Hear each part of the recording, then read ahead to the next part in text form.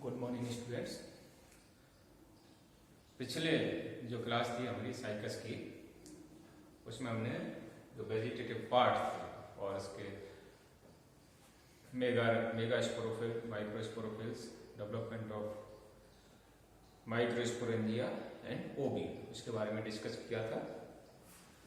आज साइकस में हम गैमीटोफाइट के बारे में डिस्कस करेंगे, यानी गैमीटोफाइट का डेवलपमेंट किस तरह से होता है। जैसा कि अपन जानते हैं कि साइकस है वो हेटेरोस्पोरस है। प्लांट पर दो तरह के स्पोर्स का डेवलपमेंट होता है, माइक्रोस्पोर्स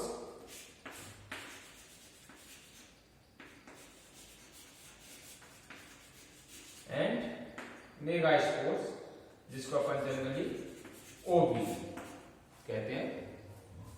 ओव्यूल में मेगास्पोर बनता है और यहाँ पर माइक्रोस्पोरोफिल पर माइक्रोस्पोर्स का डेवलपमेंट होता है।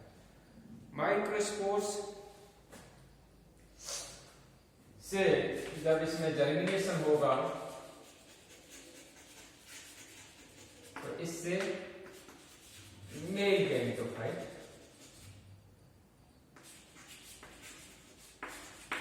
का डेवलपमेंट होता है और ओव्यूल में यहां से फीमेल गैमीटोफाइट इनका development, male gametophyte and female gametophyte, इनका विकास होगा। अब यहां पर male gametophyte and female gametophyte, इनका ओरिजिन, स्ट्रक्चर एंड वर्क, इन दोनों में ही असमानता पाई जाती है साइकस के अंत। तो गैमीटोफाइट, जब हम मेल गैमीटोफाइट की बात करें तो मेल गैमीटोफाइट में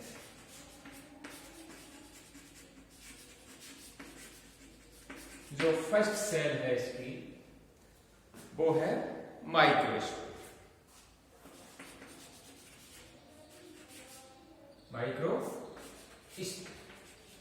और माइक्रोस्पोर का डेवलपमेंट होता है माइक्रोस्पोरेंजिया में। माइक्रोस्पोरेंजिया बनती है माइक्रोस्पोरोफिल, जो कि मेल कोन में बहुत सारी पाई जाती है और एक कॉम्पैक्ट संरचना बनाती है, जिसको अपन मेल कोन कहते हैं, और ये मेल प्लांट में बनता है। अब यहां पर साइकस में जो डेवलपमेंट होता है उसमें गैमीटोफाइट का, उसमें दो चीज, एक development before pollination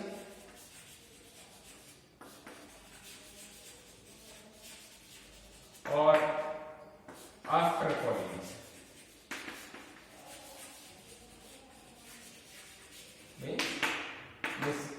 pollination means परागण से पहले और परागण के बाद। इसमें अलग अलग डेवलपमेंट होते हैं जब इससे मेल माइक्रोस्पोर से मेल गैमीटोफाइट का डेवलपमेंट। तो पहले अपन पढ़ेंगे बिफोर पॉलिनेशन, क्या क्या इसमें चेंजेस आते हैं, किस तरह से इसमें डिवीजन होता है सेल में, यानी माइक्रोस्पोर में या माइक्रोस्पोर से किस तरह से मेल गैमीटोफाइट का डेवलपमेंट होता है। तो चेंजेस बिफोर पॉलिनेशन।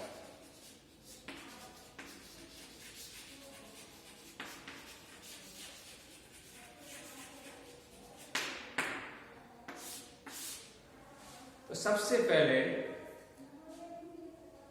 जब मेल माइक्रोस्पोर का डेवलपमेंट होता है तो लगभग उसके 10 दिन बाद, 10 डेज, ठीक है, इसमें वैक्यूल का फॉर्मेशन, क्या बनेगी, वैक्यूल बनती है, और इसके कारण इसमें जो स्टार्च ग्रेन्स है वो परिधि की तरफ चले जाते हैं, मीन्स पेरिफेरी की तरफ चले जाते हैं। ठीक है, यानी परिधि के चारों तरफ एकत्रित हो जाएंगे और सेंटर में यहाँ पर वैक्यूल का डेवलपमेंट हो जाता है। इसके बाद लगभग 21 डेज बाद इस वैक्यूल इसमें माइक्रोस्पोर में माइटोसिस होगा, मीन्स समसूत्री विभाजन, और समसूत्री विभाजन से जैसे ये अपन असमान विभाजन होगा, तो एक छोटी सेल और एक बड़ी सेल, उसका निर्माण हो जाएगा। छोटी स्मॉल सेल कहलाएगी, इसको कहेंगे अपन प्रोथेलियल सेल, और जो बड़ी सेल बनेगी उसको अपन एंथीडियल सेल।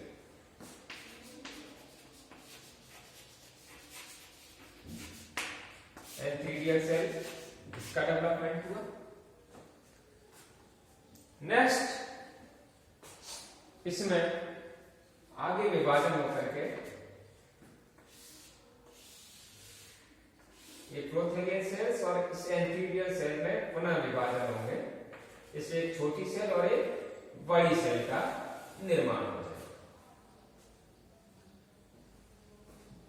बड़ी सेल के जो होगी उसको अपन ट्यूब सेल नाम कहलाएगी, और एक छोटी सेल होगी वो जेनरेटिव सेल, और ये अपनी प्रोथेलियल सेल। तो यहां पर ये 3 सेल स्टेज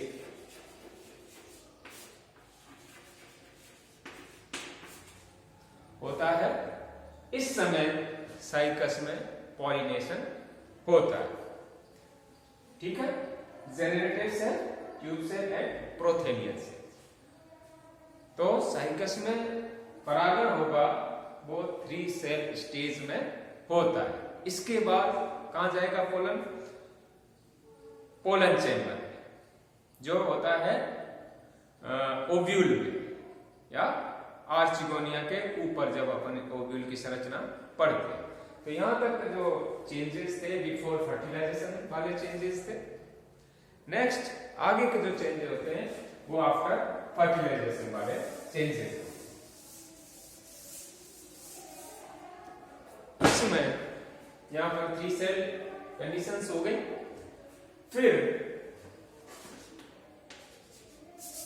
पोलन इस तरह से जनरेट होगा, पोलन ट्यूब, और ये एग्जाइम वगैरह, इंटाइम वगैरह रफ्चर हो जाएगी, और पोलन के द्वारा, पोलन ट्यूब के द्वारा ये बाहर निकल जाएंगे।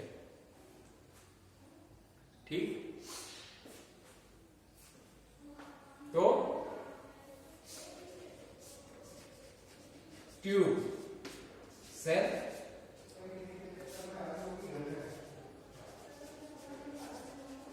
generative cell and prothelium।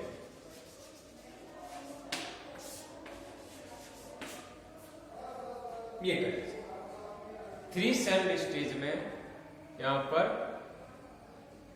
Pollination हो जाएगा, परागण हो जाएगा, एयर पॉलिनेशन, जनरली वायु द्वारा परागण यहां पर पाया जाएगा। आगे जेनरेटिव सेल जो होती है इसमें पुनर्विभाजन होंगे, और इससे 2 सेल्स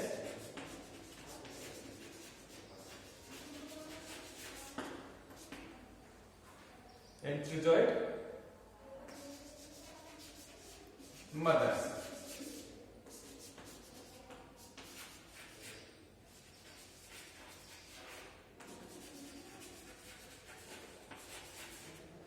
या जिसको अपन एंड्रोसाइट्स में, या antherozoid mothers. Antherozoid mother cell में मेटामॉर्फोसिस होगा इन दोनों में भी सेल्स में, और इससे यहां पर मेल गैमीट या स्पर्म्स का निर्माण होता है। तो एक पोलन ग्रेन से दो मेल गैमीट का या स्पर्म्स का यहां पर डेवलपमेंट होता है, और इस तरह का ये मल्टी फ्लैजिलेटेड और मोटाइल पोलन ग्रेन का डेवलपमेंट साइकस में पाया जाता है, क्योंकि इसमें बहुत सारी फ्लैजिला पाई जाती है। तो ये मल्टी फ्लैजिलेटेड होता है।